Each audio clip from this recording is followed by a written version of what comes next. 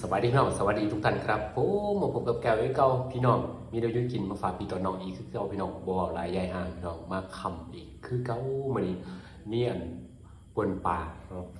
ปนปลานิ่นกับผักแกบก็จะเป็นในผักชีลาวแล้วก็พิเศษเลยคือหมักลิ้นฟ้าหรือหมักลิ้นใหม่ทุกคนเนาะมาพี่น้องบ่หลายใหญ่ห่างแนวแสบขึ้นครับผู้มักพี่น้องผู้มักกินหยังกับบ่แสบพี่น้องมาแสบร่วมกันปนปลากับผัก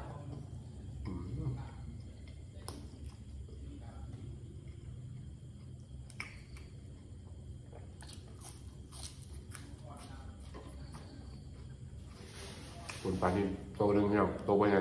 โตพอดี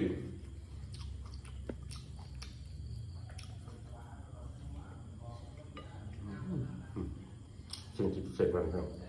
มันปลาฝาโอ้โหบอกก่อนทำมันฟ้าหรือมาถึงใหม่เนาะก่อนก่อน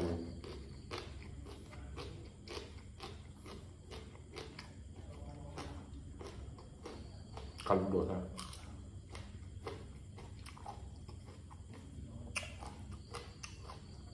มาคำเนาะเสียงก็จะเป็นกองๆใช่ไหมไทยในห้อง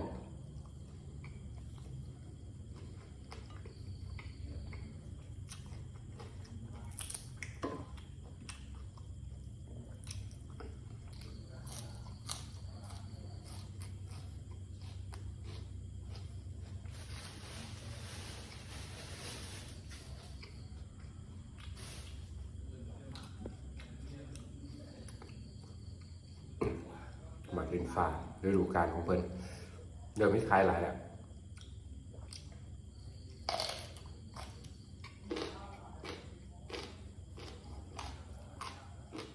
หอม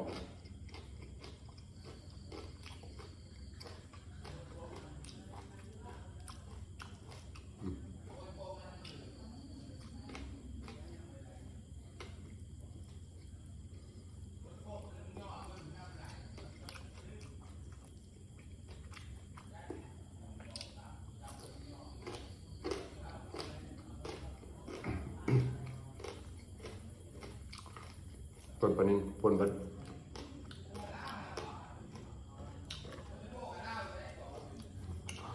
เพิ่น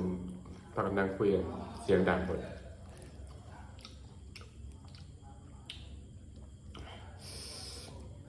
เป็นหัวเลยของแซ่บ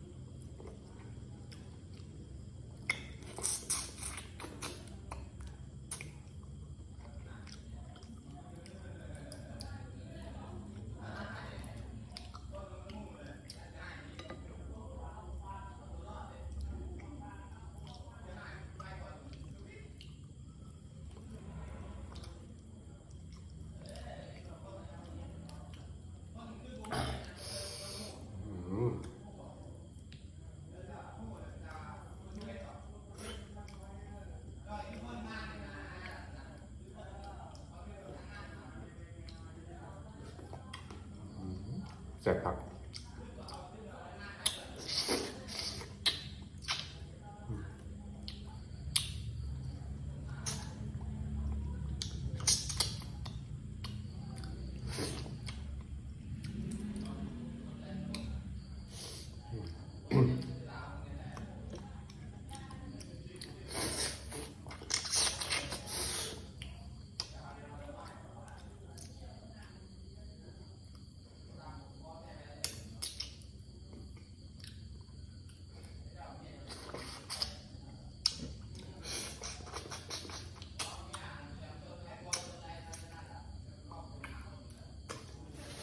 แซ่บพี่น้องโอ้ยอย่างอร่อยบวปากบวติงเลย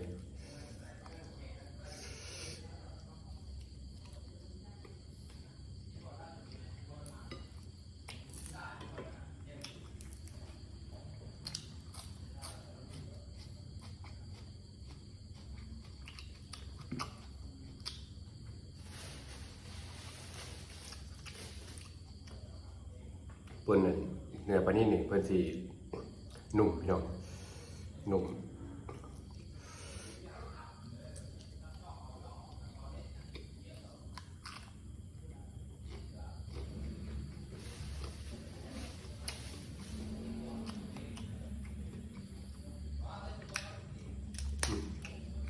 ฝากกินกับปนกินกับลาบแซ่บ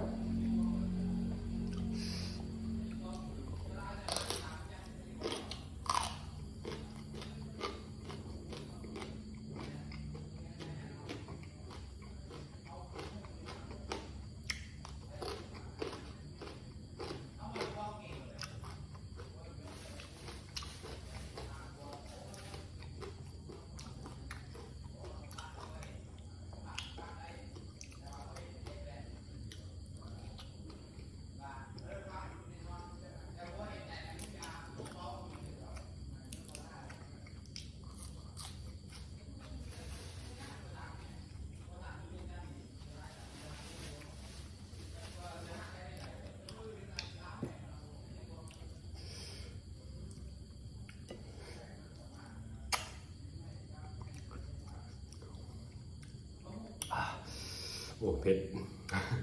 น้ำตาแตกเลยครับ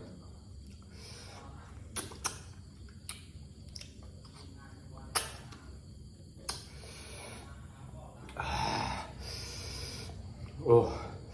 เผ็ดเลย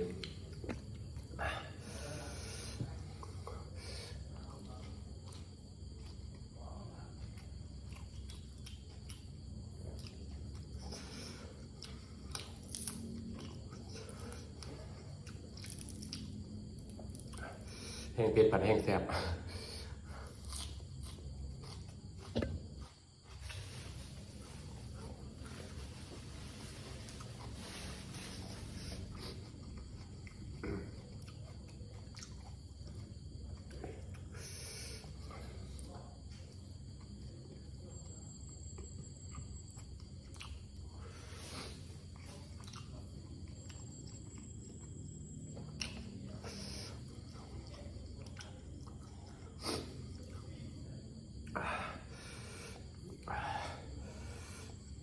มาเดี๋ยว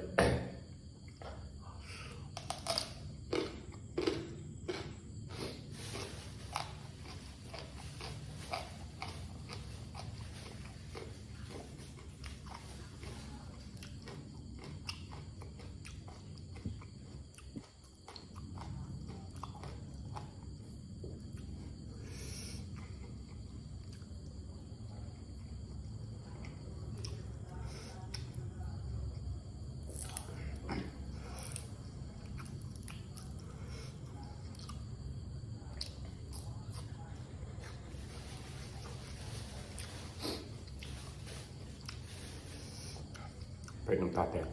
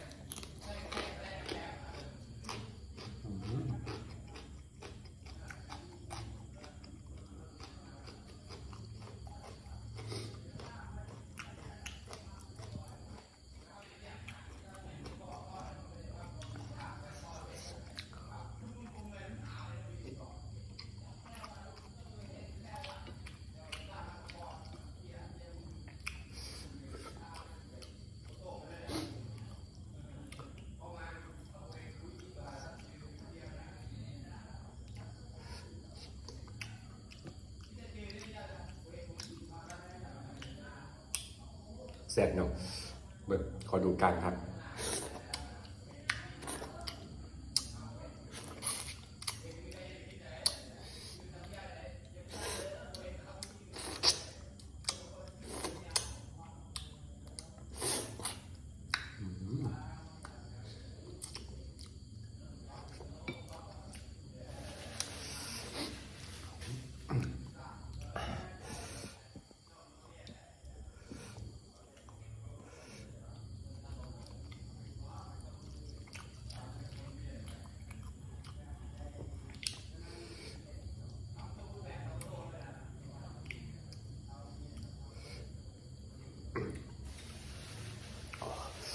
สุดยอดแล้วเนาะแซ่บดีมั้ย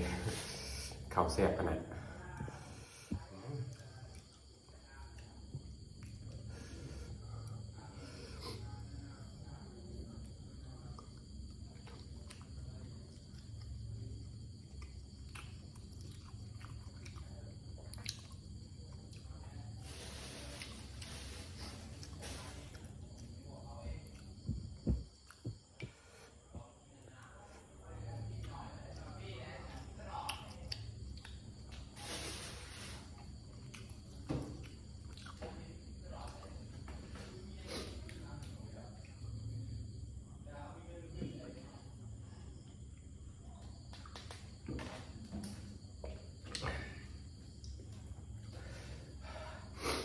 สำหรับนี่หาวแก้วจริงสกปรกไม่หาวแก้วจาบทสุภาพต้องขอโทษขออภัยพี่น้อง